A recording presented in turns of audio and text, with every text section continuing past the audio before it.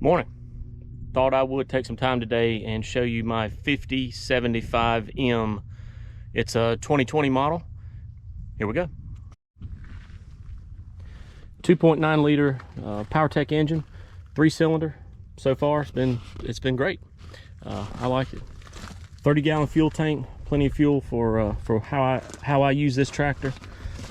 You might notice the footprint of this tractor is a little bit wider than what you might see sitting on a dealership somewhere, and they did widen it. I don't use it for any row crop applications, so wider was a little bit better for me in terms of stability. And I do have some hills, some slight hills that I bush hog and things on, so I was a fan of spacing it out a little bit. I did get 3 SCVs with this. You can see that the first one here is an adjustable flow rate.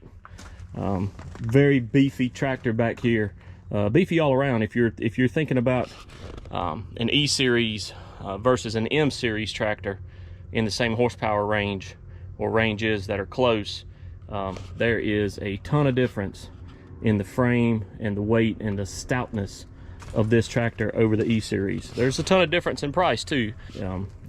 If you're thinking about keeping the equipment long term, or you're thinking you might outgrow what you do with an E one day, then it's certainly worth thinking about. So as I mentioned, here's the 2.9 PowerTech, 75 horsepower.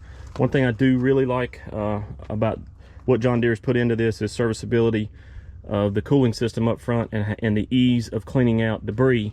And if you do a lot of bush hogging like I do, you're going to get debris in your radiators. So your hydraulic oil cooler, engine cooler, and air conditioning condenser all up here, all will slide out. I'm not going to do it for this video, but they all will slide, do a little bit. They will slide out, and they have stop points, so you can't go too far. Makes it super easy to clean. You have a material or debris unloader here for your air intake, very similar to what you'll see on a Duramax. Just moving around this side of the engine here so you can see.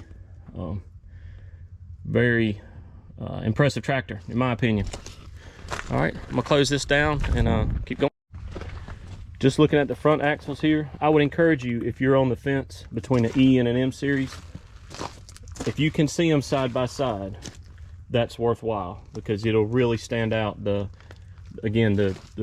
difference in how stout the frame is on the M versus the E.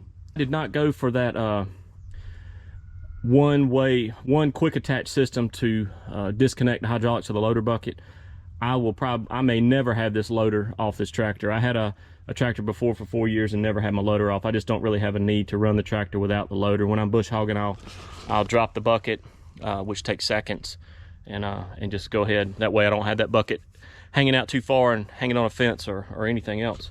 But so typically, so it just wasn't worth it for me. It wasn't even something I asked about, even though I knew it was an option.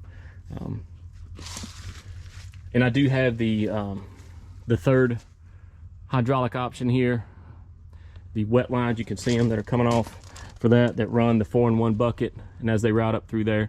To me, it's all very nicely kept and contained. Most of the hydraulic lines going into the loader boom there.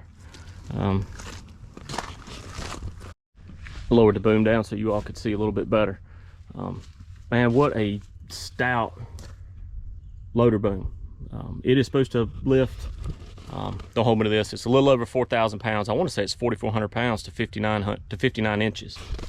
Let's jump in the cab.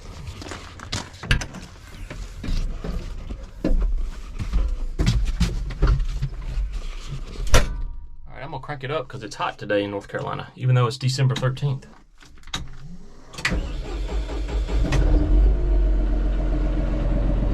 Just moving around the cab here. AC controls, I just kind of went with the standard level radio. It is Bluetooth enabled, which is nice.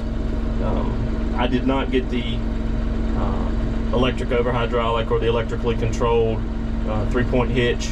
That's just nothing that was a big deal to me. It's a nice feature. If the tractor had it on it, I wouldn't have it wouldn't have pushed me away from it. 540E is standard on this tractor. So this is a 16/16 transmission. 4 gears, 4 ranges, power reverser.